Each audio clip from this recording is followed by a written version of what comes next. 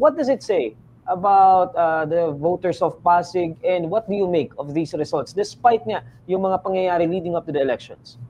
Well, dalawang bagay po siguro. Una, nakita natin yung kung paano mag-isip ang botante dito sa lungsod ng Pasig.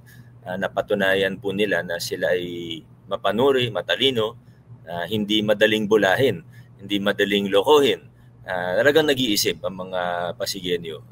Pangalawa, napatunayan din na hindi porket maingay, ibig sabihin may substance yun. Ay, pag ang lata maingay, siguro walang laman yun. Kaya napatunayan din natin sa Pasig na ayaw na ng mga Pasigenyo dun sa lumang kalakaran, sa lumang politika, na politika ng trapo, at gusto na natin ng ito, yung mga pagbabagong nasimulan na makabagong politika, ng tapat na pamamahala, yung sinasabing good governance, yun na yung hinahanap ngayon ng mga Pasigenyo, and we're very thankful to have this opportunity here in the city.